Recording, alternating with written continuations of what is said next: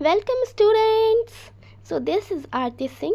आज हम एक बहुत ही फेमस फ्रेंच स्टोरी पढ़ेंगे, the necklace by Guy de मॉपसंत।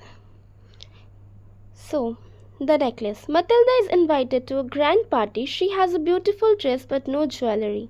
She borrows a necklace from a friend and loses it. What happens then? ये कहानी एक लेडी मटिल्डा की है जो हमेशा लग्जरी लाइफ और रिचेस का सपना देखती थी। जब उसे ग्रैंड पार्टी में बुलाया गया, उसके पास सुंदर ड्रेस तो थी पर ज्वेलरी नहीं थी, इसलिए उसने अपने फ्रेंड से एक नेकलेस बोरो किया और वही नेकलेस उसकी ज़िंदगी में एक अनएक्सपेक्टेड टर्निंग पॉइंट लेकर आए। चलिए अब हम डिटेल में देखते हैं इस कहानी को, the necklace. She was one of those pretty young ladies born as if through an error of destiny into a family of clerk. वो एक सुंदर जवान लड़की थी, लेकिन उसकी किस्मत ने ऐसी थी जैसे गलती से उसका जन्म एक गरीब क्लर्क के परिवार में हो गया। She had no dowry, no hopes, no means of becoming known, loved and married by a man, either rich or distinguished, and she allowed herself to marry a petty clerk in the office of Board of Education. उसके पास ना तो दहेज था, ना कोई आशा थी, ना कोई तरीका था कि कोई रिच या हाई क्लास आदमी उससे शादी करता, इसलिए उसने मजबूरी में एक छोटे से क्लर्क एजुकेशन डिपार्टमेंट में शादी कर ली। She was simple but she was unhappy. वो सीधी सी लड़की थी पर हमेशा दुखी रहती थी। She suffered incessantly, feeling herself born for all delicacies and luxuries. उसे लगता था कि वो जिंदगी की हर सुविधा, लग्जरी और डेलीगेसी के लिए बनी है। गरीबी उसे हमेशा सताती थी। She suffered from the poverty of her apartment, the shabby walls and the worn chairs, all these things tortured and angered her. उसका छोटा सा घर, पुराने चेयर, शैबी दीवारें, ये सब उसके लिए टॉर्चर जैसे थे। उसे गुस्सा और निराशा होती थी। When she seated herself for dinner opposite her husband, who uncovered the tureen with a delighted air, saying, "Oh, the good pot pie! I know nothing better than that." She would think of elegant dinners of shining silver. She thought of the exquisite food served in marvelous dishes. जब उसका husband खुशी से pot पाई खाता है और कहता है इससे अच्छा खाना कुछ नहीं, तब मटिल्डा के दिमाग में रिच लोगों के डिनर्स, चमकते सिल्वर प्लेट्स और शानदार खाने की कल्पना चलती है। She had neither frocks nor jewels, nothing. She loved only those things. उसके पास ना सुंदर कपड़े थे, ना ही गहने थे, पर और वही चीज़ें उसे सबसे ज़्यादा पसंद थी। She had a rich friend, a schoolmate at the convent, who she did not like to visit. She suffered so much when she returned. She wept for whole days from despair and disappointment. उसकी एक अमीर दोस्त थी convent school की, पर Matilda उसके घर जाने से बचती थी क्योंकि वहाँ से लौटने के बाद उसे अपनी गरीबी का दुख और ज़्यादा महसूस होता था। कभी कभी तो दिनों तक रोती रहती थी। One evening her husband returned elated, bearing in his hand a large envelope. "Here," he said, "here's something for you." एक शाम उसका हस्बैंड खुशी खुशी घर आया और हाथ में एक बड़ा सा एनवलप उसके हाथ में। देखो, ये यहाँ कुछ है। बच्चों, ये वाली इनविटेशन लेटर था जो मिनिस्टर्स ने बॉल पार्टी के लिए दिया था। बॉल के लिए आया था, जो पूरी स्टोरी का टर्निंग पॉइंट बन जाएगा। बॉल मतलब एक बड़ी फॉर्मल पार्टी जिसमें डांस होता है, लोग सुंदर ड्रेसेस और ज्वेलरी पहनते हैं, म्यूज़िक और खाना होता है। ये यूजुअली रिच लोग अरेंज करते थे। महिलाएं गाउन्स पहनती थी, जेंटलमैन सूट्स पहनते, सब डांस, एंजॉय और सोशलाइज करते थे। She quickly drew out a printed cards on which were inscribed these words: "The Minister of Public Instruction and Madame George Ramponneau asks the honor of M&M Loisel's company Monday evening, January 18 at the Minister's residence." बच्चों, यहाँ Matilda का husband mister लॉइजल एक invitation card लेकर आता है। ये card उनके एक बड़े और ग्रैंड पार्टी के लिए बुलाता है। मिनिस्टर्स के घर पर सोचो, ऐसे इनविटेशन सबको नहीं मिलते थे। Instead of being delighted as her husband had hoped, she threw the invitation spitefully upon the table, murmuring, "What do you suppose I want with that?" लेकिन स्टूडेंट्स, जहाँ हस्बैंड सोच रहा था कि मतिल्दा खुश हो जाएगी, उसने उल्टा कार्ड को गुस्से में टेबल पर फेंक दिया और कहा, मुझे इसका क्या करना है, मुझे नहीं चाहिए। बट माई डियरी, इसका हस्बैंड देखो कितना loving, but my diary, I thought it would make you happy. You never go out, and this is an occasion and a fine one. Everybody wishes one, and it is very select. Not many are given to employees. You will see the whole official world there. Husband समझाता, अरे मुझे लगा तुम खुश हो जाओगी, तुम कभी बाहर नहीं जाती, ये एक स्पेशल मौका है, ऐसे इन्विटेशंस एम्प्लॉयज़ को कम ही मिलते हैं, वहाँ तुम्हें पूरा ऑफिशियल वर्ल्ड देखने को मिलेगा. She looked at him with an irritated eye and declared impatiently, what do you suppose I have to wear to such a thing as that? लेकिन बच्चों मतिल्दा इरिटेट हो जाती है. उसकी प्रॉब्लम ये है कि उसके पास कुछ भी पहनने लायक ड्रेस ही नहीं है. He had not thought of that. He stammered, why the dress you wear when we go to the theatre? It seems very pretty to me. He was silent, stupefied in dismay at the sight of his wife weeping. Husband ने सोचा ही नहीं था कि इस बात के का. उसने कहा, जो ड्रेस तुम थिएटर में पहनती है वो मुझे तो प्रिटी लगती है. पर उसके सरप्राइज के लिए मतिल्दा रो पड़ती है. He stammered, what is the matter? What is the matter? By a violent effort, she had controlled her vexation, responded in a calm voice, wiping her moist cheeks. Nothing. Only I have no dress and consequently cannot go to this affair. Give your card to your some college whose wife is better fitted out than I. He was grieved but answered, let us see, Matilda. How much would a suitable costume cost? तो husband shock में पूछता है, क्या हुआ, तुम क्यों रो रही हो? मतिल्दा अपने आंसू पोंछते हुए कहती है, मेरे पास तो ड्रेस ही नहीं है, तो मैं पार्टी में कैसे जाऊँ? तुम अपना कार्ड किसी और को दे दो जिसके पास अच्छी ड्रेस हो. तो वैसे भी गर्ल्स को हर पार्टी में न्यू ड्रेस चाहिए होता है, लेकिन इतना भी नहीं होना चाहिए. He was grieved but answered, let us see, Matilda. How much would a suitable costume cost? Something that would serve for the other occasion, something very simple. Husband दुखी होता है पर अपनी वाइफ की खुशी के लिए कहता है, ठीक है बताओ, एक सुटेबल कॉस्ट्यूम लेने के लिए कितना लगेगा, ऐसा जो तुम बाकी ओकेशंस पे भी पहन सको. She reflected for some second and thinking of some that she could ask for without bringing it with an immediate refusal and a frightened exclamation from the economical clerk. अब मतिल्दा सोचती है, कितना पैसा मांगूं, ऐसा नंबर ना हो जो मेरे हस्बैंड तुरंत रिफ्यूज़ कर दें, क्योंकि मिस्टर लॉइजल का इकोनॉमिकल क्लर्क है जो पैसे केयरफुली यूज़ करता है. बच्चों, इस पैसेज में हमें मतिल्दा की नेचर समझ में आती है. वो अपनी सोशल स्टेटस से हमेशा डिससेटिस्फाइड रहती है. उसे लगता है कि बिना सुंदर ड्रेसेस और ज्वेलरी के उसकी लाइफ वैल्यू ही नहीं है, और यही उसकी कहानी का ट्रैजिक टर्निंग पॉइंट बन जाता है. I cannot tell exactly, but it seems to me that 400 francs ought to cover it. मतिल्दा सोच लेती है, फिर मुझे एग्जैक्ट नहीं पता, लेकिन लगता है 400 फ्रांस एक ड्रेस के लिए काफ़ी है.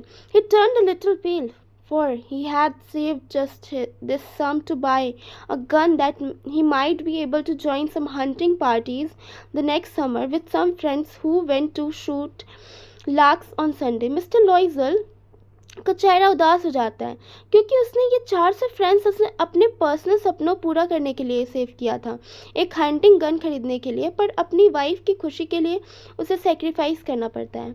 Nevertheless, he answered, very well, I will give you 400 francs, but try to have a pretty dress. फिर भी वो कहता है, ठीक है मैं तुम्हें 400 फ्रांस दे दूंगा, पर एक अच्छा ड्रेस लेना.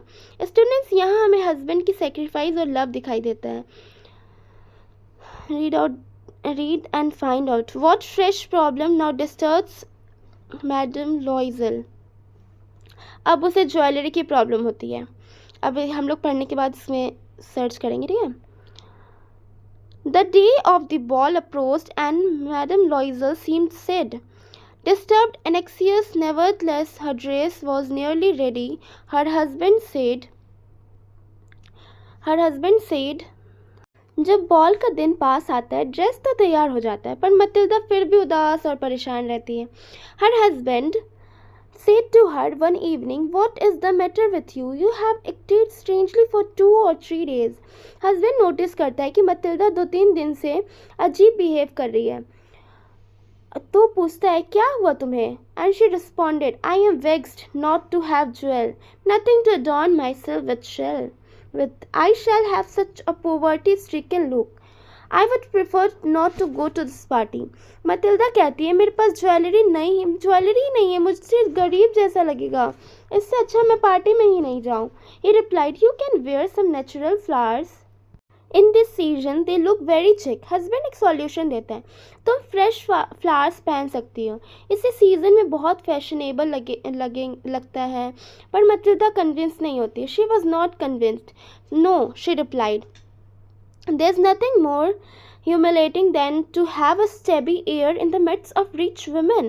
मतिल्दा का क्लियर कहना था, अमीर औरत के बीच में गरीब जैसा दिखना सबसे ज़्यादा इंसल्टिंग लगता है.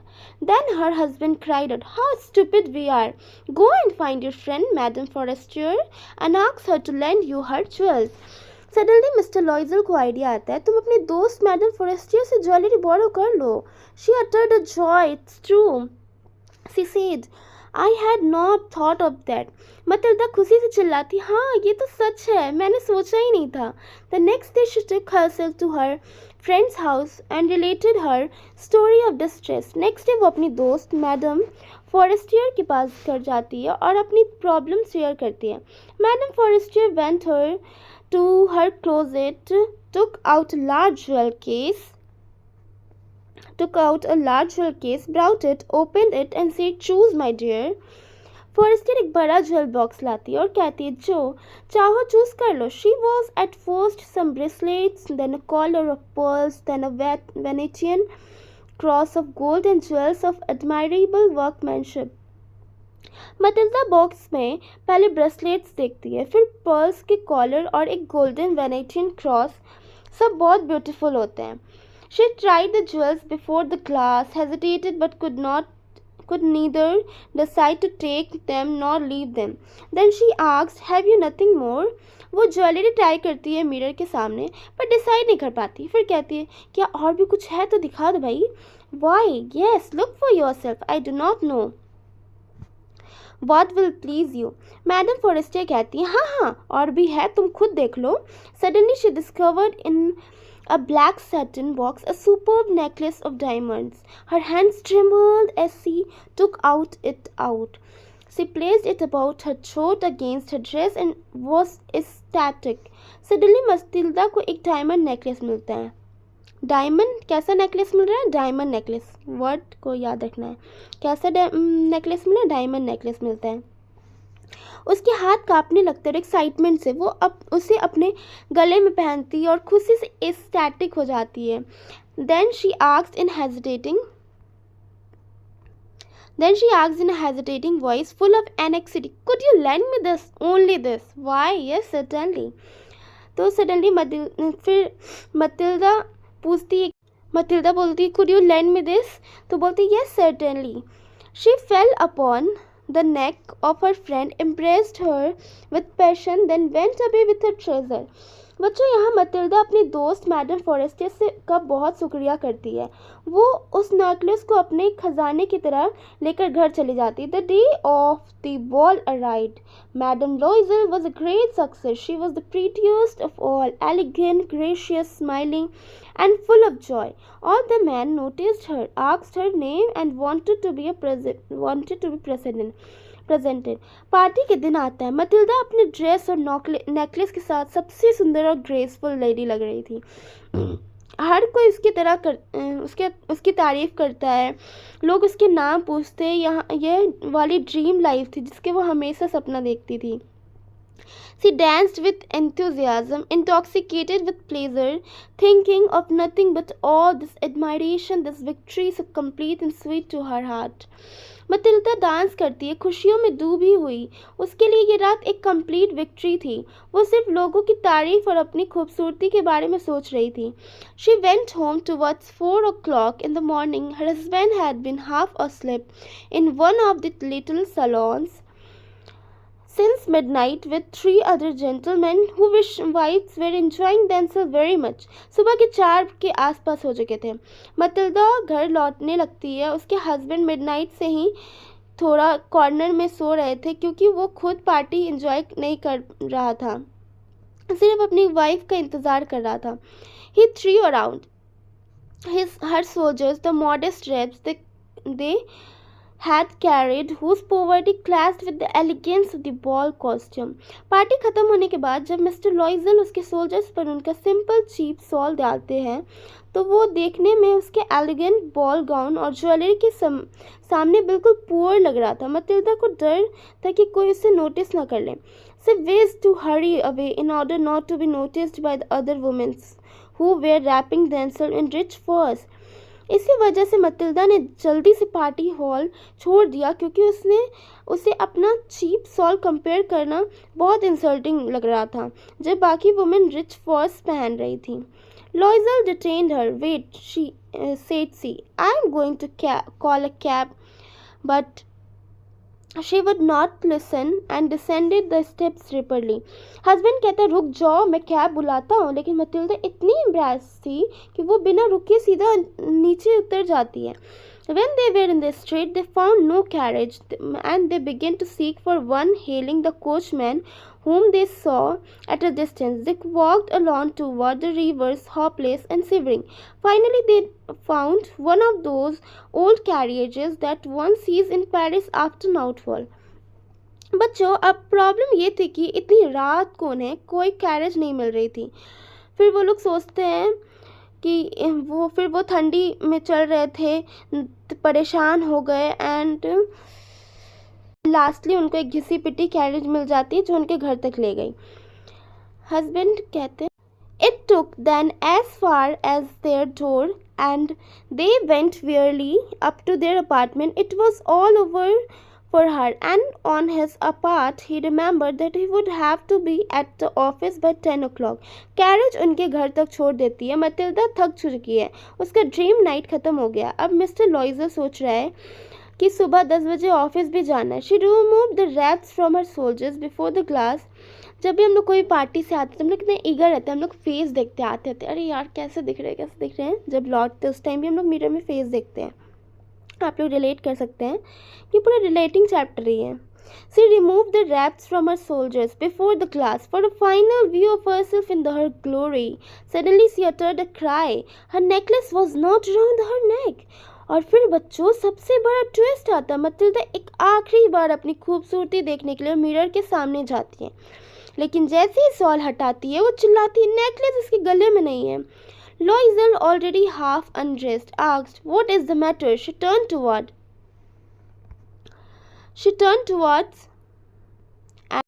excitedly, I no longer have Madame Forestier's necklace. Mr. Loisel ने अभी अपना ड्रेस बदलना शुरू किया था. वो शॉक होके पूछता है क्या हुआ. मतिल्डा चिल्ला के कहती है वो नेकलेस नहीं है मेरे पास. He arose in dismay. What? How is that? It is not possible. And they looked in the folds of dress, in the folds of the cloak, in the pockets, everywhere they could not find it. दोनों घबरा जाते हैं, हर जगह ढूंढते हैं, dress के folds में, clock में, पॉकेट्स में, पर नेकलेस कहीं नहीं मिलता है. बच्चों, ये कहानी का रियल टर्निंग पॉइंट है जहाँ मतिल्डा एक रात के लिए खुश थी. अब वो उस रात के बाद अपनी ज़िंदगी का सबसे बड़ा संकट फेस करती है. Yes, I feel it as we came out. Matilda कहती है हाँ मुझे लगा था कि वो हम बाहर निकलते वक्त ही खिसक गया होगा. But if you had lost it in the street, we should have heard it fall. It must be in the cab. Mr. Loisel समझाता है अगर वो सड़क पर गिरता तो आवाज़ आती, ज़रूर कैब में ही गिरा होगा. Yes, it is possible. Did you take the number? Matilda थोड़ी उम्मीद से पूछती है हाँ हो सकता है. तुमने कैब का नंबर लिया था क्या? वो पूछ रही है पूरा एकदम डरी है हुई है। No and you did you notice what it was? No. बच्चों दोनों ही कन्फेस करते हैं कि उन्होंने कैब का नंबर ही नोट नहीं किया। मतलब अब ढूंढना बहुत मुश्किल और भी मुश्किल है। They looked at each other utterly cast down. Finally, Mr. Loisel dressed himself again. "I'm going," he said, "over the track where we went on foot to see if I can find." दोनों एक दूसरे को उदासी और घबराहट के साथ देखते हैं। मिस्टर लॉइजल अपने कपड़े को दोबारा पहनता जल्दी जल्दी में। "मैं वापस वही रास्ते पर जाऊंगा जहां हम चलकर आए थे, शायद नेकलेस मिल जाए." And he went. She remained in her evening gown, not having the force to go to the bed. Husband रात भर नेकलेस ढूंढने निकल जाता है। मतिल्डा अपने बॉल ड्रेस में ही बैठी रहती है। इतनी थक चुकी थी कि सो भी नहीं पा रही थी। Towards 7 o'clock, her husband returned. He had found nothing. सुबह 7 बजे के आसपास मिस्टर लॉइजल वापस आते हैं। उसके हाथ खाली होते हैं। नेकलेस कहीं नहीं मिला। He went to the police and to the cab offices and put an advertisement in the newspaper offering a reward. उसने पुलिस स्टेशन में रिपोर्ट की, कैब ऑफिस में पूछा और न्यूज़पेपर में एडवर्टाइजमेंट भी दिलवाई रिवॉर्ड के साथ, लेकिन कोई रिजल्ट नहीं था। She waited all day in the state of bewilderment before this frightful disaster. Loisel returned in the evening, his face pale. He had discovered nothing. मतिल्डा पूरा दिन घबराहट में गुजरती है। शाम को हस्बैंड लौट कर कहता है कुछ नहीं मिला। उसका चेहरा पीला पड़ जाता है, पूरा एकदम डर चुकी है, अब क्या कर। She waited all day in a state of bewilderment before this frightful disaster. Madam लॉइजल पूरे दिन हक्के बक्के रह गई थी। वह समझ ही नहीं पा रही थी कि इतनी भयंकर मुसीबत के बाद वो क्या करें। bewilderment मतलब होता है चकरा जाना या भ्रमित होना। उसके हस्बैंड के माइंड में एक आइडिया आता है। He said, "Write to your friend that you have broken the clasp of the necklace and that will have it repaired. That will give us time." So, जो यहाँ पे मिस्टर लॉइजल है वो सुझाव दिए कि मैडम लॉइजल अपने दोस्त को लिखे कि हार की क्लिप टूट गई है और उसे ठीक करवा रहे हैं। इन्हें हार बदलने के लिए थोड़ा समय मिल जाएगा। यह उनके समझदारी और धैर्य को दिखा रहा है कि वो थोड़ा टाइम वो बोल रहा है हस्बैंड लिखने के लिए अपनी वाइफ को कि लिखो मिस्टर मैडम फॉरेस्टियर को कि नेकलेस का क्लिप टूट गया है। She wrote as he dictated, जैसा जैसा बोले वो वैसे लिखी। At the end of week they had lost all hope and Miss Loisel, older by 5 years, declared we must replace this jewel. अब एक हफ्ते बाद भी हार नहीं मिली। अब जो लॉइजल थे बहुत परेशान और थके हुए लग रहे थे। ओल्डर फॉर 5 years का मतलब कि इतनी चिंता और मेहनत ने उन्हें जल्दी बुरा कर दिया। उन्होंने फैसला किया कि हार को बदलना ही पड़ेगा। In a shop of the palace royal they found a chaplet of diamonds which seemed to them exactly like the one they had lost.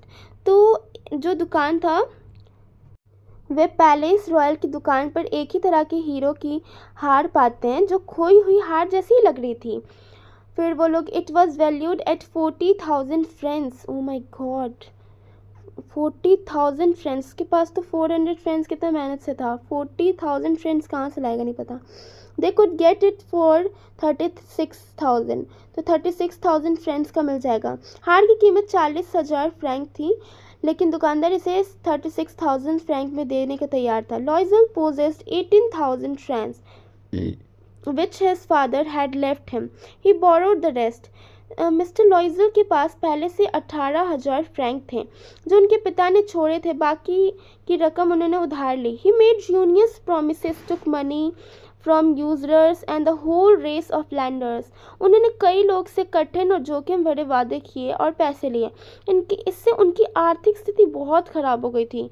Then he went to get the new necklace, depositing on the merchant's counter 36,000 francs. अंत में उन्होंने नया हार खरीदा, दुकानदार को 36,000 Frank जमा कर दिया। When Madame Loisel took back the jewels to Madame Forestier, the latter said to her in a frightened tone, "You should have returned them to me." जब मैडम लॉइजल हार को लौटाने गई तो मैडम फॉरेस्टियर ने ठंडी और गंभीर आवाज में कहा कि हार वापस सीधे उन्हें देना चाहिए था। Madam Forestier did not open the opened the jewel box as Madame Loisel feared she would. Matilda डर रही थी कि फॉरेस्टियर डब्बे को खोलकर चेक करेगी, लेकिन उसने ऐसा नहीं किया। मटिल्डा सोचती थी कहीं उसे पता न चल जाए कि यह ओरिजिनल नेकलेस नहीं है। Madam Loisel now knew the horrible life of necessity. अब मटिल्डा को मजबूरी भरी जिंदगी का असली मतलब समझ आ गया था। She did her part however completely heroically. लेकिन उसने अपना फर्ज बहादुरी से निभाया, बहुत बहादुरी से निभाई। डेब्ट चुकाने के लिए अपनी लाइफ पूरी तरह से बदल ली। They sent away the maid, they changed their lodgings, they rented some rooms in an attic. उन्होंने नौकरानी को निकाल दिया, बड़ा घर छोड़कर एक छोटी सी एटिक रूम किराए पर ले ली। She learned the odious work of a kitchen, haggling to the last saw of her miserable money. Matilda अब एक गरीब औरत की तरह रहने लगी। बर्तन धोना, कपड़ा साफ करना, पानी लाना, बाजार में सब्जियों के लिए पैसा जोड़ना और झगड़ा करना, सब कुछ करती थी, मतलब बार्गेनिंग करती थी। The husband worked evening night, see often did copying. Mister Loisel भी अपने दिन रात मेहनत करते थे, दिन में जॉब और रात में लिखने का काम, ताकि खर्च चुका सकें। And this life lasted for 10 years. Oh my god. At the end of 10 years they had restored all these things. बच्चों, पूरा 10 साल की मेहनत के बाद उन्होंने सारा डेब्ट चुका दिया। Madam लॉइजल seemed old now, the crude woman of the poor house help. 10 सालों में मटिल्डा एक बुढ़ी औरत बन गई। उसके हाथ लाल हो गए, आवाज़ तेज हो गई, चेहरा खुरदुरा, कपड़े बिखरे, मतलब एक गरीब घर की असली औरत बन चुकी थी। But sometimes she would think of that evening party. कभी कभी वो खिड़की के पास बैठकर उस रात को याद करती थी जब वो पार्टी में सबसे सुंदर और सबसे ज़्यादा एडमायर की गई लड़की थी। How would it I have been if she had not lost the necklace. उसका मन में हमेशा यही सवाल घूमता है, अगर मैं नेकलेस ना खोती तो मेरी ज़िंदगी कैसी होती। अक्सर कुछ चीज़ खो जाता है, उसके बाद ही उसका वैल्यू पता चलता है। ऐसा ही मटिल्डा को भी अब फील हो रहा है। खोने के बाद रिग्रेशन तो बहुत होता है। One Sunday Champs Elysees, it was madam Forestier. एक दिन संडे को वॉक करते वक्त मटिल्डा ने अपनी पुरानी दोस्त फॉरेस्टियर को देखा। फॉरेस्टियर अब भी यंग है, ब्यूटीफुल और रिच लग रही है। She reproached her, good morning Jeanne. Matilda उसके पास गई और बोला, good morning Jeanne. Her friend did not recognise her, you must have mistaken. Forestier ने पहले पहचाना ही नहीं। उसे लगा कि कोई गरीब औरत गलती से उससे बात कर रही है। Her friend did not recognise her, उसकी फ्रेंड उसको नहीं पहचान पा रही थी। फॉरेस्टियर ने पहले पहचाना ही नहीं, उसे लगा कि कोई गरीब औरत गलती से उससे बात कर रही होगी। No, I am Matilda Loisel. तो फिर बोलते हैं, मटिल्डा ने अपनी पहचान बताई, मैं मटिल्डा लॉइजल हूँ। Her friend uttered a cry astonishment. Oh, Forestier एकदम शॉक हो गई। उसे यकीन ही नहीं हुआ कि ये थकी हारी गरीब औरत मटिल्डा, जो एक दिन पार्टी में सबसे सुंदर लग रही थी। हर फ्रेंड अटर्ड, हाँ ये तो हो गया। Yes I have. तो इस यहाँ पे क्या है ना बच्चों, यहाँ वो जगह है जहाँ से स्टोरी का लास्ट शॉकिंग ट्विस्ट आता है। मतलब मटिल्डा 10 साल की ज़िंदगी बर्बाद करके डेब्ट चुकाती है और फिर सच पता चलता है। Yes I have had some hard days since I saw you and some miserable ones and all because of you. Matilda अपनी दोस्त से कहती है, मेरी ज़िंदगी में बहुत मुश्किल दिन आए हैं और सब तुम्हारी वजह से। Because of me, how is that? Madam Forestier हैरान होकर पूछती है, मेरी वजह से, ये कैसे? You recall the diamond necklace that you loaned me to wear to the minister's ball? Matilda उसे याद दिलाती, याद है तुम्हें, मुझे एक डायमंड नेकलेस उधार दिया था बॉल पार्टी के लिए। यस वेरी वेल, फॉरेस्टर कहती है, हाँ मुझे अच्छी तरह से याद है। Well I lost it. Matilda finally truth confess करती है कि उसे मैंने खो दिया था। How is that since you return it to me? Forester हैरान क्यों बोलती है, पर तुमने तो मुझे वापस कर दिया था ना। I return another to you exactly like it and it has taken us 10 years to pay for it. Matilda बताती है, मैंने तुम्हें एक दूसरी नेकलेस वापस दिया था जो बिल्कुल वैसा ही था। उसे खरीदने के लिए हमें 10 साल तक की मेहनत की थी। You can understand that it was not easy for us who have nothing but it is finished and I am decently content. Matilda कहती है तुम समझ सकती हो हमारे जैसे गरीब लोगों के लिए आसान नहीं था, पर अब कर चुका दिया तो मैं शांति में हूँ। Madam Forester stop short. She said you say that you bought diamond necklace to replace mine. Forester shock हो जाती। तुम कह रही हो तुमने मेरे नेकलेस की जगह एक डायमंड नेकलेस खरीद लिया? Yes, you did not perceive it then. They were just like. Matilda proudly कहती, हाँ तुमने पहचाना नहीं, दोनों एक जैसे ही लगते थे। And she smile with proud and simple Joy. बच्चों, यहाँ मतिल्डा को लगता है उसने एक बहुत बहादुरी भरा काम किया है। Madam Forester was touched and took both her hands as she replied, oh my poor Matilda, mine were false. They were not worth over 500 francs. और यहीं आता है सबसे बड़ा ट्विस्ट। फॉरेस्टर कहती है, अरे बेचारी मतिल्डा, वो नेकलेस असली नहीं था, वो तो बस इमिटेशन ज्वेलरी थी जिसका असली दाम तो 500 फ्रैंक से ज़्यादा नहीं था। बच्चों, तो इस कहानी का सबसे बड़ा मैसेज यही है कि प्राइड और शो ऑफ ज़िंदगी बर्बाद कर सकता है। एक छोटी सी गलती या मिसअंडरस्टैंडिंग पूरी ज़िंदगी बदल सकता है। और सबसे इम्पोर्टेंट, सेटिस्फैक्शन और ग्रैटिट्यूड होना चाहिए जो हमारे पास है। सोचो अगर मतिल्डा अपनी सिंप्लिसिटी एक्सेप्ट करती और ग्रीड ना करती तो क्या उसकी ज़िंदगी बर्बाद होती? ऐसे कमेंट में बताना। सो चिल्ड्रंस, 2 मिनट्स का हम लोग समरी देते हैं, ठीक है? तो बच्चों, आज हम एक बहुत ही इंटरेस्टिंग कहानी पढ़े हैं, द नेकलेस, जो लिखी है गे दे मो पसंत ने। ये कहानी एक यंग औरत मतिल्डा लॉइजल की है। वो बहुत सुंदर थी लेकिन हमेशा अपनी ज़िंदगी से नाराज़ रहती थी। उसे लगता था उसकी एक रिच और लग्जरियस लाइफ मिलनी चाहिए, लेकिन उसकी शादी एक सिंपल क्लर्क मॉन्सियर लॉइजल से हो गई। एक दिन उसके पति के एक इनविटेशन लाते हैं मिनिस्टर्स के घर के बड़े पार्टी के लिए। मतिल्डा अपसेट हो जाती है क्योंकि उसके पास कोई अच्छी ड्रेस नहीं थी। हस्बैंड पैसा देते हैं ड्रेस खरीदने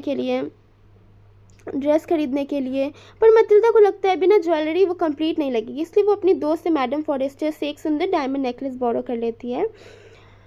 और बॉल में मतिल्डा सबसे सुंदर और एलिगेंट लगती है। सब लोग उसे एडमायर करते हैं, लेकिन वो जब घर लौटती है तो नेकलेस गायब हो जाता है। वो दोनों बहुत ढूंढते हैं पर वह नहीं मिलती है। फिर उन्होंने डिसाइड किया कि एक न्यू नेकलेस खरीदेंगे जो सेम दिखता हो। उसका दाम था 36,000 फ्रैंक्स। उसके लिए उन्होंने लोन लेना पड़ा और दूसरे से पैसा उधार लेना पड़ा। फिर शुरू होती है उनकी दिक्कतों भरी ज़िंदगी। नौकरानी को निकालना पड़ा, छोटे एटिक रूम में शिफ्ट होना पड़ा। मतिल्डा को घर के सारे काम खुद करने पड़े, बर्तन, कपड़े, पानी लाना। हस्बैंड भी दिन रात मेहनत करता रहा। ये स्ट्रगल 10 साल तक चलता रहा। फिर 10 साल के बाद कर्ज चुकाने के बाद मतिल्डा एकदम बूढ़ी औरत बन चुकी थी। उसका चेहरा खुरदुरा, हाथ लाल और आवाज़ तेज। एक दिन सड़क पर उसकी मुलाकात होती है मैडम फॉरेस्टर से। मतिल्डा उसे सब सच बता देती है। मैंने तुम्हारा नेकलेस खोया था और एक नया खरीद कर 10 साल में उसका कर्ज चुकाया। मैडम फॉरेस्टर हैरान हो जाती है और कहती है, अरे बेचारी मतिल्डा, वो नेकलेस तो नकली था, उसकी कीमत तो सिर्फ 500 फ्रैंक्स थी। So thank you.